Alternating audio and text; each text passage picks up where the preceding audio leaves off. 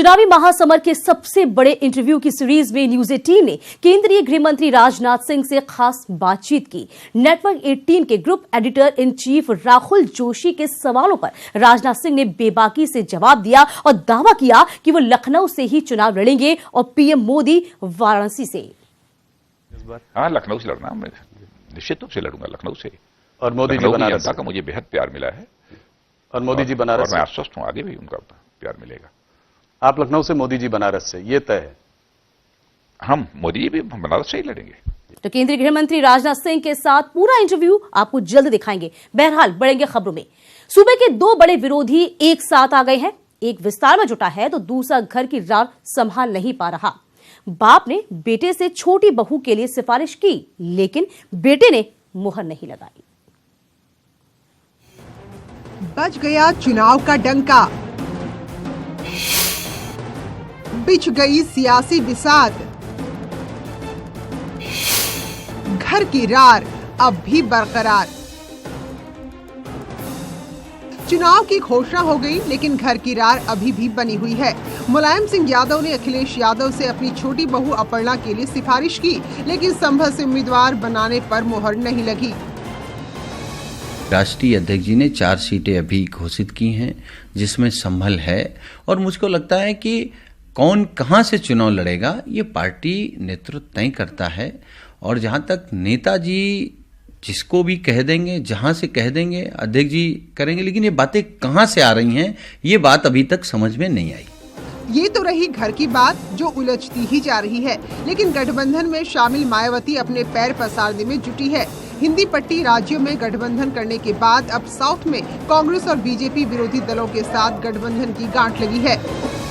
Bahujan Samaj party और जन सेना पार्टी और कुछ कम्युनिस्ट पार्टी, तो हम लोग मिलकर तो वहाँ पर पार्लियामेंट और असेंबली का आंध्र प्रदेश में और तेलंगाना में भी हम लोग मिलकर चुनाव लड़ेंगे।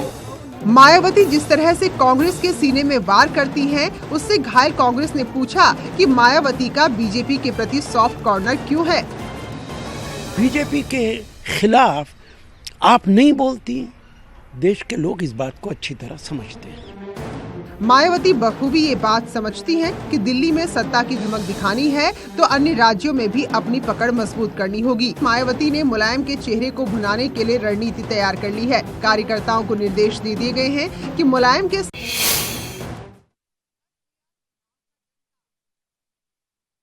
उधर भदोही पहुंचे मंत्री सिद्धार्थनाथ सिंह ने लोकसभा चुनाव की तैयारियों को लेकर पार्टी कार्यकर्ताओं के साथ बैठक की है।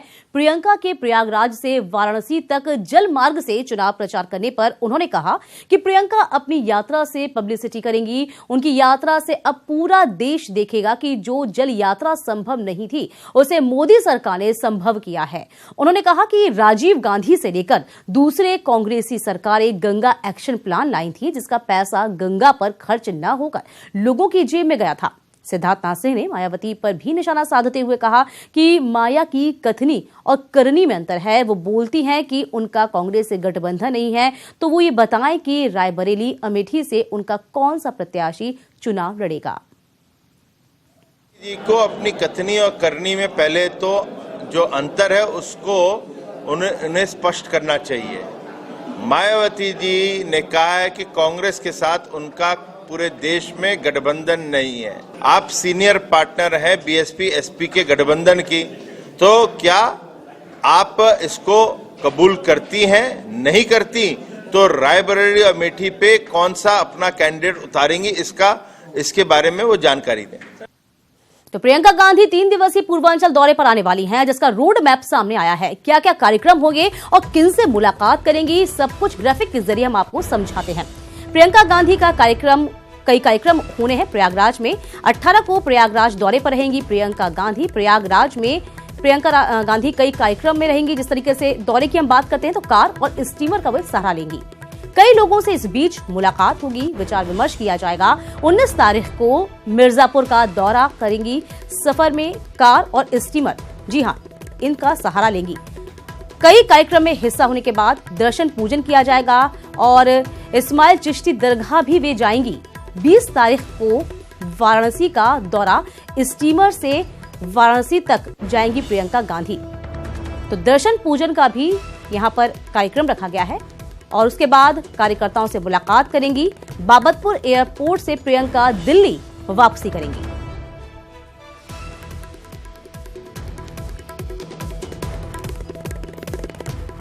तो चुनाव नजदीक आते ही बीजेपी नेताओं ने प्रियंका पर प्रहार और तेज कर दिया है। प्रदेश बीजेपी अध्यक्ष महेंद्र नाथ पांडे ने प्रियंका के जलमार्ग से चुनाव प्रचार करने पर निशाना साधा। वहीं पार्टी सांसद विनोद सोनकर ने आरोप लगाया कि कांग्रेस ने दलितों को सिर्फ वोट बैंक की तरह इस्तेमाल किया। विपक्षी दलों की ईवीएम की शिकायत को लेकर बीजेपी ने कहा कि वे हार की अग्रिम भूमिका तैयार कर रहे हैं।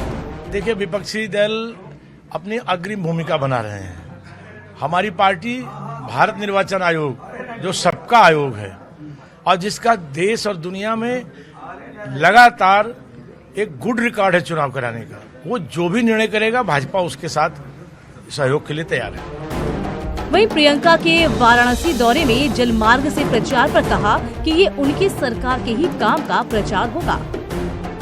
अच्छी बात है, जलमार्ग से प्रचार जाए। वो जलमार्ग भी हमारी सरकार मोदी जी और नितिन गडकरी जी ने उपलब्ध कराया है। उधर विनोद सोनकर ने चंद्रशेखर प्रियंका मुलाकात को लेकर कहा कि दलित समाज जानता है कि वे उन्हें सिर्फ वोट बैंक की तरह इस्तेमाल करते हैं। रही बात किसी एक के मिलने से या चंद्रशेखर से, दलित तोटों का कुछ होना वाला नहीं है। 2014 का रिजल्ट देख लीजिए, 2017 का रिजल्ट देख लीजिए, और जिस प्रकार से पिछले 5 साल में आदरणीय योगी जी ने और मोदी जी ने इस देश के अनुसूचित समाज के लिए, इस देश के पिछड़े और शोषितों के लिए जो काम किया है, इसलिए विपक्ष पार्टियों में बेचैनी है। साथ ही रामपुर में चुनाव बहिष्कार की आजम खान की धमकी पर कहा कि ये चुनावी हार के डर का नतीजा है। उनको अपनी हार दिखाई पड़ रही है। वो जानते हैं कि हम लोग हार रहे हैं और कल जब परिणाम आएगा तो अखिलेश जी उनसे पूछने वाले हैं कि माइनॉरिटी के इतने बड़े नेता बनते थे और आप सब हार गए हैं, तो हार से मुंह छिपाने के लिए इस तरह कर रहे हैं। बीजेपी को लगता है कि चंद्रशेखर के कांग्रेस के साथ आने से वेस्ट यूपी में उसे दलित वोट का नुकसान हो सकता है, लिहाजा वे खुलकर हमला बोल रहे हैं। पवन गौड़, न्यूज़ 18, दिल्ली। प्रयागराज में कांग्रेस नेता प्रमोद तिवारी ने मोदी सरकार की उपलब्धियों पर कटाक्ष किया। उन्होंने कहा कि अगर गंगा में जलयान उनकी सरकार की उपलब्धि है तो देश में अब तक जो भी विकास हुआ वो कांग्रेस की उपलब्धि है। बिल्कुल ठीक कहा। भारतीय जनता पार्टी वालों को उनको बताना चाहता हूं मैं कि मोदी जी विमान से चलते हैं तो कांग्रेस की देन है। मोदी जी ट्रेन से चलते हैं वो कांग्रेस की देन है। मोदी जी कार से चलते हैं वो उन्हीं की देन है। लोकतंत्र कांग्रेस की देन है, जिसकी वजह से प्रधानमंत्री बने हैं वो। आज देश आज़ाद है और आज़ाद देश में वो लोकतंत्र में चुनाव लड़ रहे हैं, ये भी कांग्रेस के आंदोलन और देशवासियों की देन है। और लखनऊ से बड़ी खबर, कांग्रेस के साथ गठबंधन की अटकलों पर शिवपाल ने विराम लगा दिया है। जी हां, प्रगतिशील समाजवादी पार्टी लोहिया ने कांग्रेस को दिया है झटका। 1 महीने से कांग्रेस ने सिर्फ लटकाया है, ये शिवपाल यादव का कहना है। हमें आश्वासन देते रहे और फिर अपनी लिस्ट जारी कर दी, ये शिवपाल ने कहा है।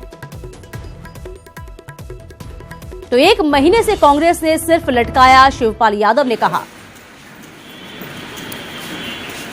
जो मोर्चा बना है समाजवादी पार्टी का, कांग्रेस पार्टी का, उसे भी मैंने कहा हमने कांग्रेस से भी 1 महीना इंतजार किया, रोज आश्वासन का आश्वासन, मीटिंग भी करते रहे, लेकिन सूची जारी कर दी। अब सूची जब जारी हो गई, बीजेपी के बागी नेता और पटना साहिब से सांसद शत्रुघ्न सिन्हा ने इशारों में बीजेपी छोड़ने का ऐलान कर दिया है। उन्होंने बड़े ही शायराना अंदाज में ट्वीट किया है, मोहब्बत करने वाले कम ना होंगे, शायद तेरी महफिल में हम ना होंगे। उन्होंने ये भी पूछा कि लीडरशिप जो कर रही है और जो कह रही है, क्या लोग उस पर विश्वास कर रहे हैं? शायद नहीं।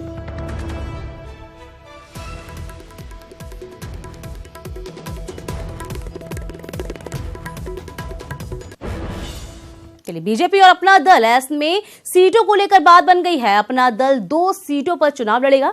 अनुप्रिया पटेल मिर्जापुर सीट से चुनावी मैदान में उतरेंगी, जबकि दूसरी सीट को लेकर अभी भी बातचीत जारी है। दोनों दलों के नेता चर्चा कर इसे तय करेंगे। बीजेपी अध्यक्ष अमित शाह ने ट्वीट किया कि फिर एक बार मोदी सरकार के संकल्प के साथ बीजेपी अपना दल गठबंधन उत्तर प्रदेश में लोकसभा चुनाव साथ साथ लड़ेगा। आपको बता दें कि कुछ दिनों पहले प्रियंका गांधी से अनुप्रिया पटेल और आशीष पटेल की मुलाकात के बाद सियासी गलियारों में अटकलों का बाजार गर्म था कि कहीं अपना दल भी पराया न हो जाए। लेकिन अमित शाह एक बार फिर से अपने सहयोगियों को साधने में कामयाब रहे। केंद्रीय विज्ञान और तकनीकी मंत्री डॉक्टर हर्षवर्धन ने नोएडा में 2 दिवसीय इंटरनेशनल मैनेजमेंट रिसर्च कॉन्फ्रेंस का उद्घाटन किया। इस मौके पर डॉक्टर हर्षवर्धन ने आम आदमी पार्टी और राहुल गांधी दोनों पर निशाना साधा। उन्होंने कहा कि राहुल गांधी को प्रधानमंत्री को सर्टिफिकेट देने की आवश्यकता नहीं है। उन्होंने कहा कि 2 महीने में चुनाव होने वाले हैं और सारी चीजें सामने आ जाएंगी।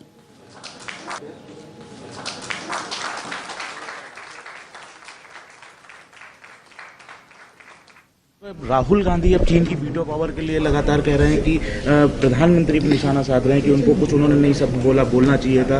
वहीं एक कमजोर प्रधानमंत्री कह रहे हैं, तो किस तरह से देखते हैं कि इस हरकत के बाद में ऐसा है कि प्रधानमंत्री नरेंद्र मोदी जी जो है ना, उनको राहुल जी के किसी सर्टिफिकेट की जरूरत नहीं है। उनको देश के लोगों ने पर्याप्त सर्टिफिकेट पहले भी दिया है और अभी 2019 में 2 महीने बाद चुनाव के नतीजे आएंगे तो उनको सारे सर्टिफिकेट मिल जाएंगे। बढ़ेंगे खबरों में। कांग्रेस का प्रतिनिधिमंडल आज चुनाव आयोग पहुंचा, जिसमें कांग्रेस के वरिष्ठ नेता आरपीएन सिंह, प्रणब झा समेत कई नेता शामिल थे। कांग्रेस ने चुनाव आयुक्त से मिलकर पीएम मोदी के देश भर में पेट्रोल पंप, रेलवे स्टेशन और एयरपोर्ट पर लगे पोस्टर को हटाने की मांग की।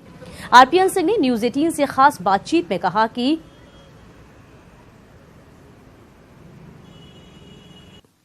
कांग्रेस के वरिष्ठ नेता आरपीएन सिंह हमारे साथ है बात करने के लिए। आरपीएन जी, चुनाव आयोग आए थे आप, क्या शिकायत थी, किन मुद्दों को लेकर के आप आज चुनाव आयुक्त से मिले हैं?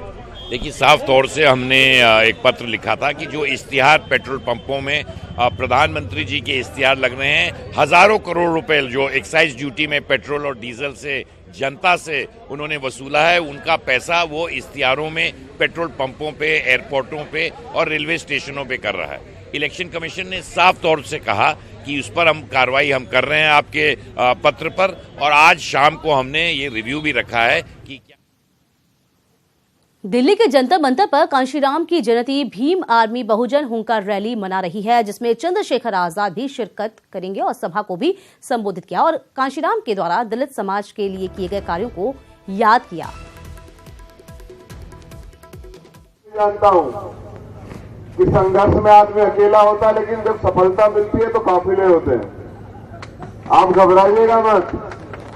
ये जो हजारों लोगों की भीड़ में देख रहा हूं, ये इतिहास लिखेंगे देश का। आज 15 मार्च है, ऐतिहासिक दिन है, हमारे रहबर का जन्मदिन, और साहब ने कुछ आदर्श स्थापित किए। बड़े गौर से सुनिएगा, मीडिया के बंधु भी यहाँ हैं। 1 वोट 1 नोट। अपने विवादित बयानों से अक्सर सुर्खियों में रहने वाले उन्नाव के बीजेपी सांसद साक्षी महाराज ने एक बार फिर विवादित बयान दिया है। साक्षी महाराज ने कहा कि ये चुनाव देश का आखिरी चुनाव है और 2024 में चुनाव नहीं होगा। साक्षी महाराज ने ये बयान उस वक्त दिया जब वो समर्पण निधि कार्यक्रम को संबोधित कर रहे थे। उन्होंने कहा कि ये चुनाव देश के नाम पर लड़ा जा रहा है। साक्षी महाराज ने कार्यकर्ताओं से पूरी तत्परता से चुनाव में लगकर प्रत्याशी को जिताने की अपील की। और मुझे लगता है कि इस चुनाव के बाद मैं सन्यासी हूं, मन में जो आता कह देता हूं, अनुभव करता हूं, इस चुनाव के बाद 2024 में चुनाव नहीं होगा। केवल यही चुनाव है और ये चुनाव देश के नाम पर लड़ा जा रहा है। बसपा के संस्थापक कांशीराम की जयंती के अवसर पर आज बीएसपी अध्यक्ष मायावती ने लखनऊ में उनकी प्रतिमा पर माल्यार्पण किया। इस मौके पर मायावती ने कहा कि समता मूलक समाज के लिए कांशीराम ने अपना अहम योगदान दिया है। साथ ही चुनाव पर उन्होंने कहा कि बीएसपी अपने पूरे दमखम से चुनाव लड़ेगी।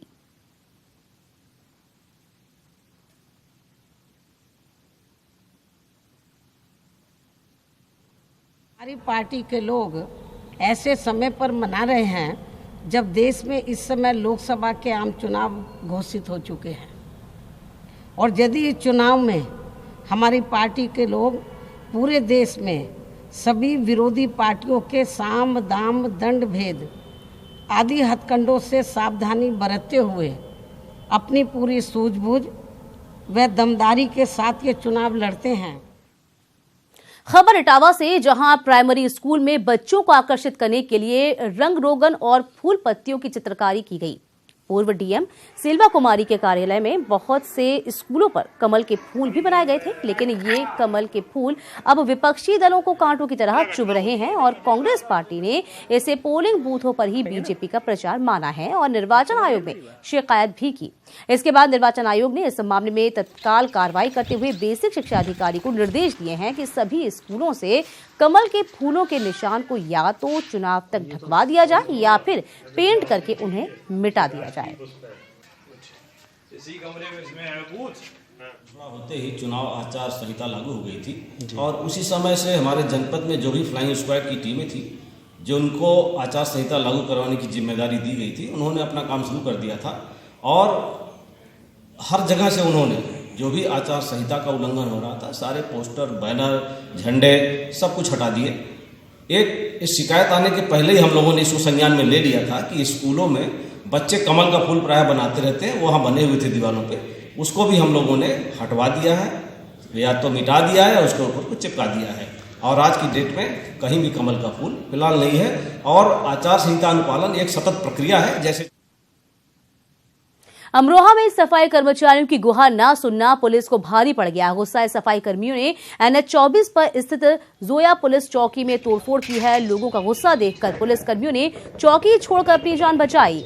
इस घटना के बाद वहां भारी पुलिस बल तैनात किया गया है और आला अफसर खुद मौके पर मौजूद हैं। गुस्साए सफाई कर्मचारी आरोपी नगर पंचायत चेयरमैन और उसके रिश्तेदारों के खिलाफ कार्रवाई की मांग को लेकर एसपी कार्यालय के बाहर धरने पर बैठ गए हैं और इनकी मांग है कि इन्होंने जिन लोगों ने इनके साथ मारपीट की है उन सब के खिलाफ कार्रवाई होनी चाहिए।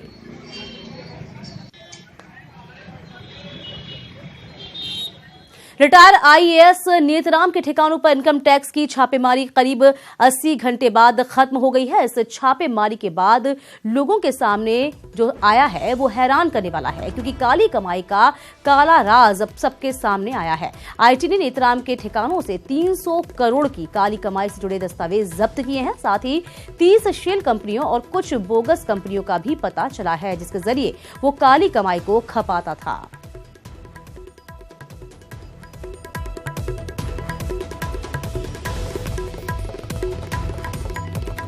यूपी के मंत्री श्रीकांत शर्मा ने नेतराम के ठिकानों पर छापेमारी करने को लेकर कहा है कि दुख इस बात का होता है जब जब भ्रष्टाचारियों के ऊपर सर्जिकल स्ट्राइक होती है तो कुछ लोगों को कष्ट होता है। देखिए, जिन्होंने देश को लूटने का काम किया है, जिन्होंने आम जन को लूटने का काम किया है, जिसने गरीब के खजाने को लूटने का काम किया है, चाहे वो कोई भी क्यों ना हो, एजेंसियां स्वतंत्र रूप से अपना काम करेंगी।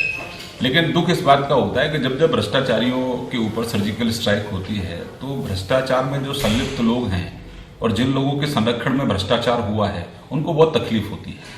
तो आखिरकार ये गठबंधन के लोग बताएं कि भ्रष्टाचार के साथ इनका क्या गठजोड़ है।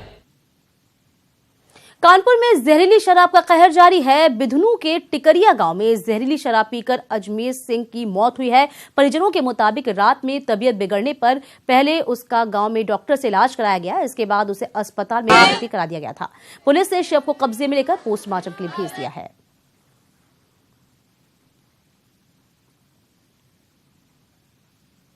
सोनभद्र में पुलिस कर्मियों से मारपीट का एक वीडियो वायरल हो रहा है। ये वीडियो 7 मार्च का बताया जा रहा है कि पड़ोसी से नाली के विवाद में 2 पुलिसकर्मी चाचा कॉलोनी स्थित एक घर में एक महिला और उसके 2 भाइयों ने पुलिसकर्मियों पर नशे में होने और महिला से दुर्व्यवहार करने का आरोप लगाते हुए जमकर मारपीट की। पुलिसकर्मियों की तहरीर पर पुलिस ने मामला दर्ज कर 2 युवकों को जेल भेजा, तो वहीं महिला दोनों पुलिसकर्मियों पर कार्रवाई की मांग के लिए अभी भी चक्कर काट रही है। ये वायरल वीडियो अभी पता चला है कि 7 तारीख का इसी महीने का है। तो अभी जैसे मुझे पता चला है, मैंने सीओ पिपरी को रिपोर्ट देने के लिए कहा है शाम तक। खबर बलरामपुर से, जहां जंगल में भटक रहे तेंदुआ गांव में पहुंचा है, जिससे गांव में हड़कंप मचा। तेंदुए को ग्रामीणों ने घेर लिया। उसके बाद तेंदुआ गन्ने के खेत में जा घुसा। ग्रामीणों की सूचना पर पहुंची वन विभाग की टीम तेंदुए के रेस्क्यू के लिए कॉम्बिंग कर रही है। तो न्यूज़ 18 इस वक्त आपको एक्सक्लूसिव तस्वीरें दिखा रहा है बलरामपुर से, जहां वन विभाग की टीम कॉम्बिंग में जुटी हुई है। तेंदुए से हड़कंप मच गया है।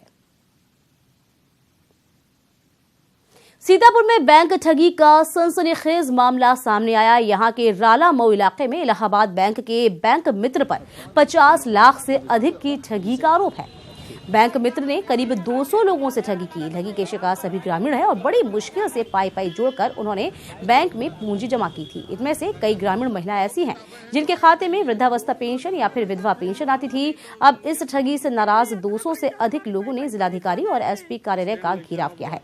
इस दौरान बैंक के अधिकारी भी मौजूद रहे और लोगों ने ठगी करने वाले बैंक मित्र के खिलाफ तत्काल कार्रवाई की मांग करते हुए सभी का रुपया दिलाने की बात भी कही।